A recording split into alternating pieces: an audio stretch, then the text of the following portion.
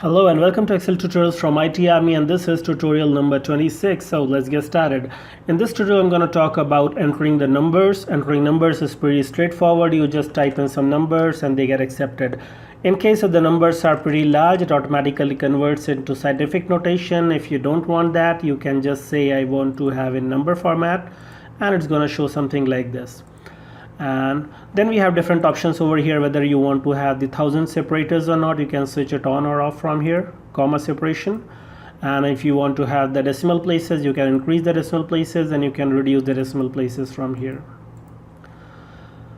Then entering numbers in fraction format, you can definitely do that also. If you just simply try to put 3/2, definitely is gonna take it as 2nd of March, so we don't want that. So if you want to enter in fraction, you just need to type 0 space and then whatever fractional number you are having, suppose 1/3, so 1/3, and press enter key. Is gonna take it as 1/3, so you can see 0.33 showing in the formula bar. And scientific notation explicitly, if you want to enter 5e10, 5 into 10 to the power 10, or I say 5e6, 5 into 10 to the power 6, that way also you can enter the numbers. What else we have? So this, I think these are the pretty numbers, and these are the different ways in which you can enter the numbers. You can also enter in minus if you want. If you want to put in currency symbol, you can put in currency symbol. You say $100, it takes it as a currency, so you can see it automatically formats as currency. Okay, so this is how we can enter into the currency. Now in some places when you say minus, when you say $-100, is going to automatically put in negative cases. So in this case, now I'm going to talk about the currency formatting. So when I click on over here, you're going to see we have different list of formatting. It could be general, it just says -100. Over here also is just going to put negative values in parentheses. And if I say currency, you have a dollar symbol, and if you have a negative value, it's going to show in the parentheses. If it is positive, it's going to show you without parentheses. So this formatting you can customize. So if you go over here to the custom, you can see so many formats are available. So in this format, if you have a look, this is the simplest one that says I want to have 2 decimal places and I want to have a comma separator. Then over here we have a number, then we have a semicolon, and then we have the second format in parentheses.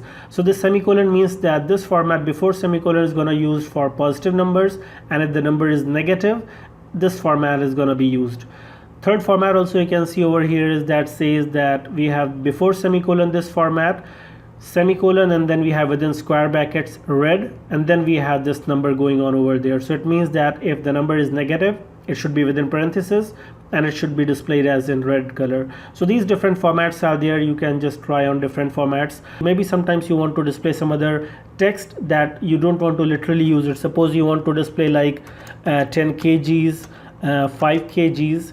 In this case, now the problem is that when you perform the summation of only these two cells, is going to give you 0. Why? Because we are also having some text value. So in this particular case, what you can do is you can use the formats to format it that way. So I can say just format it, and I want to format as a number, or let's go to custom, and I want to use this format, and just after that put within double quotes kg and double quotes close. So I have 0.00 space, and within double quotes I put kg. So in this case, whenever I just enter any number, it would automatically put this whatever I have in double quotes. It could be kgs or liters or milliliter, whatever. When I click on OK, and now if I put 10, it's putting kg over here. And let's copy and paste over here. Here I say 5 kgs, and when I do auto sum, just do the auto sum of these two cells, enter, and it's working perfectly fine. So this is how you can create your own custom formats. If you want to have some kind of custom prefix or suffix, you also want to perform some numerical calculation, you can use these custom formats. So you can see so many formats are available over here. I'm not going to talk about each and everything.